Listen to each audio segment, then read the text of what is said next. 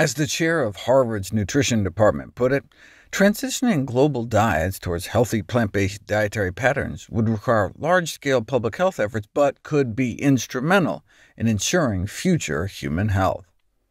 In my book How Not to Diet, in the chapter on habit formation, I talk about how you can change your existing bad habits to good ones, or establish new good habits from scratch, using a technique known as implementation intentions.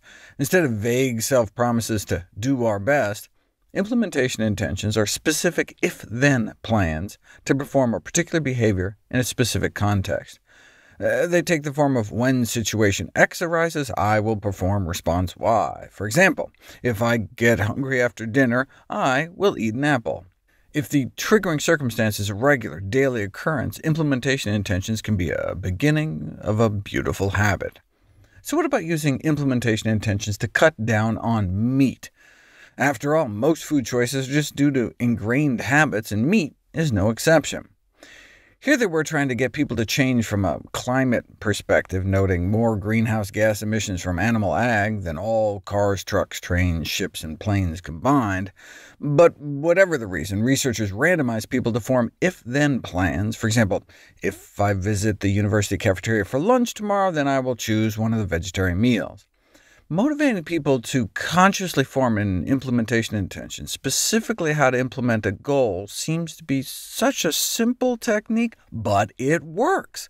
Forming an implementation intention led people not only to think more often about their intention to reduce meat consumption, but also to eat less meat, despite the strong force of habit.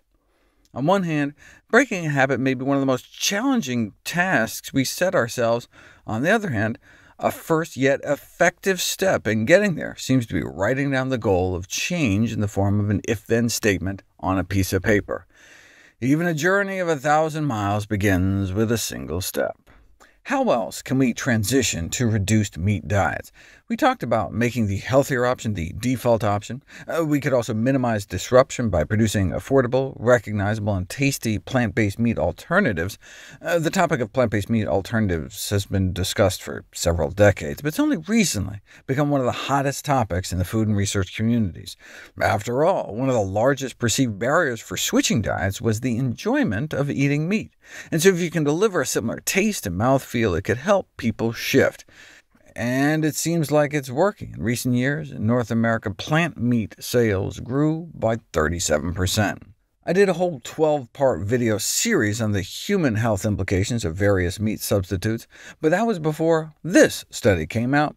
The study with appetizing plant food meat-eating alternative trial, or Swap Meat. The company that makes the Beyond Burger decided to put up or shut up by funding a study through Chris Gardner's prestigious lab at Stanford, a randomized crossover trial to compare the effect of consuming plant-based alternative meat to animal meat on human health, by having people eat at least 2 servings a day of plant versus animal meat for 8 weeks each, while keeping everything else as similar as possible. So instead of burgers and beef from cows, sausage from pigs, and breasts from chickens, they ate burger, sausage, and chicken made from plants. Now, if they were trying to game it to give Beyond Meat an advantage, they'd have chosen the worst possible meats to compare it to, but no. The meats were organic, grass-fed, to give the fairest comparison possible. So what happened? Significant drop in TMAO levels during the plant-based meat phase. That's a good thing, as I've explored before. The consumption of meat, dairy, and eggs can be turned by bad gut bacteria into trimethylamine, which is oxidized by our liver, into TMAO, which is associated with heart failure, kidney failure, and our #1 killer, atherosclerosis, the hardening of our arteries. The plant-based meat group also achieved a significant drop in cholesterol. No surprise, given the lower saturated fat intake. Of course, if they had been eating whole plant foods instead, like beans, saturated fat would have been way down, fiber way up, and sodium way down. In fact, there was basically no difference in sodium intake, so no surprise, no difference in blood pressure. The big surprise was weight. During the plant-based meat phase, they inadvertently lost a couple pounds.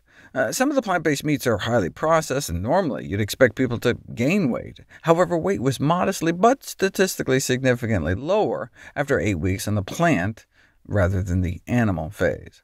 Notably, this was observed despite no differences in reported total calorie intake or physical activity levels between each phase. Same calories, yet less weight. We've seen this before. Same calorie restriction, yet more weight loss, eating more plant-based, slimmer waist, less body fat.